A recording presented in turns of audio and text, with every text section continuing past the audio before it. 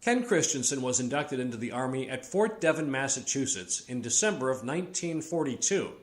He actually went to enlist in the aftermath of Pearl Harbor, but was turned away because he was just 17 at the time. He had heard President Franklin Roosevelt's famous radio address that December 7th, and it made an impact. This, to me, was a very important moment because I had been an interventionist. Remember, there were two schools, isolationist and interventionist. I had been an interventionist all along.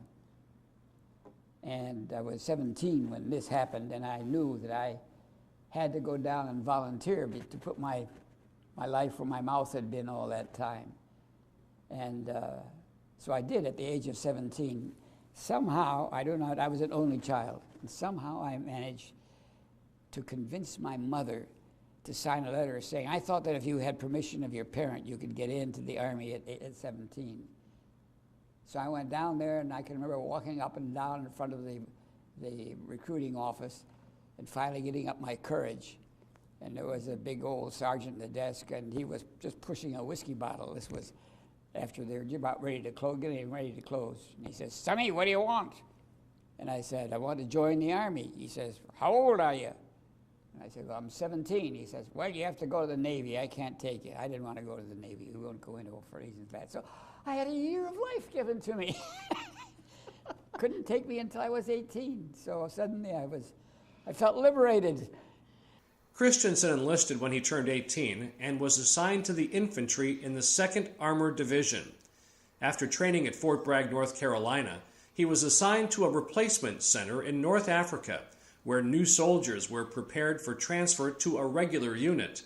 He served as a forward observer for a mortar platoon, which was a very dangerous job, and eventually wound up in Normandy following D-Day. There, he was nominated for the Bronze Star. Ken talked about the letter his commanding officer wrote nominating him for the award.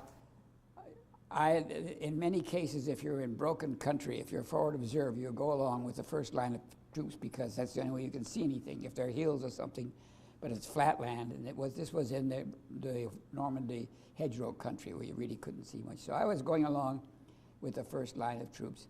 And what happened was that we moved into a ditch. And I had the radio on my back, and I was ready to, but I suddenly realized that a machine gun had us enfiladed and would kill every one of us in a very short time. And that there was grazing fire across the field in back of us. So if I stayed where I was dead. And if I ran back, I was almost certainly dead, but there was no fire in front of us. So I picked up and ran forward. And everybody ran forward with me. Okay, that's not heroism. That's enlightened self-interest. Ken and his unit went on to Germany, where he would receive the Oak Leaf Cluster for heroism. And this was in Germany, in a little town called Übach. And I don't know why we had four. The observation post usually consisted of 3 people. Sometimes you'd have a 4th and occasionally a 5th for various reasons. This time, there were 5 of us in this observation post, and I don't remember why we had 5 at this time. But anyway, we had just taken one line of German pillboxes. This was in the Siegfried line. And they were going to launch an attack from that line to the next line.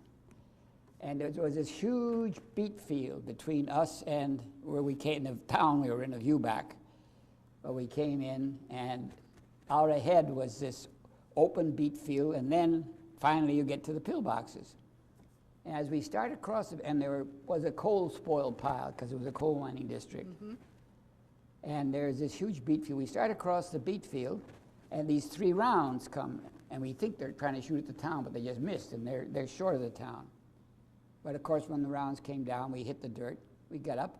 The next set of rounds came down, and they were a lot closer to us on the right, 3 artillery pieces. I began to realize they're shooting at us. And there we were, this beet field that seemed like about 10 miles long with not a slightest shred of cover. So by the time we got up this time, we started running.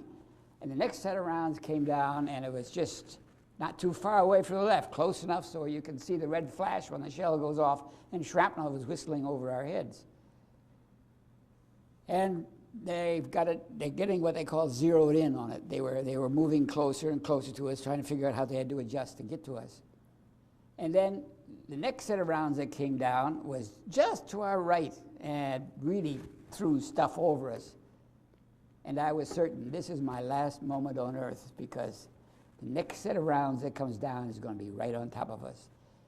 And just as we could hear the shells whistling down, there was a communication ditch that ran up to the pillbox, and we hit the communication ditch, dove into it, and dirt got covered over us as the rounds hit on both sides, but we were alive. I said, if I could have died of terror, I would be dead, because I could not. I've never been more terrified of anything in my whole life than I was during that time. But if you have 3 artillery pieces that are shooting at you, you have a reason for being. And then I had, on the way back, it turned out my radio had been hit by shrapnel. Okay. At first I was disappointed, but then I thought, well, I'm glad, because if the shrapnel hadn't hit the radio, it would have hit me. And I had to go back and get a new radio, so I had to go back through the town. And as I came through the town, I saw the most bizarre sight I ever seen. Well, one of the most bizarre I've ever seen in my life, and certainly the most bizarre than the Army. I was going through the town, and the Germans were shelling the town like mad, thinking that we were taking shelter in it. Both of us were outside the town, not in it. And so the shells would come down, and I'd dive in a doorway, and then I'd get up and then run, because our platoon was the other side of the town to get our new radio. And this one time as I dove in the doorway, after the shells exploded, I heard this boom, boom, boom, boom, boom, boom, boom, boom, boom, boom, boom, boom, boom, boom, boom, boom. And I looked up, and here, I could paint a picture of this even today.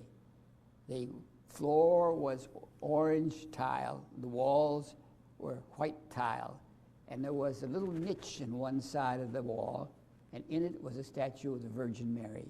And these 2 old people were kneeling in front of it with their beads, praying to the Virgin, while all hell broke loose around them. And for a while, I just lay there paralyzed, looking at this sight that was so bizarre and unbelievable. And finally, I heard those shells come screaming in. I thought, well, I got to get back and get the radio and get back. And that is one of the most bizarre sights I've ever seen in my life. I have no idea whether they lived through the bombing or not, shelling or not, or anything about it. Ken Christensen was discharged in September of 1945. Thanks to the GI Bill, he went on to receive a Ph.D. in biology from Harvard and began teaching at Grinnell College in 1955. Today, he's professor emeritus.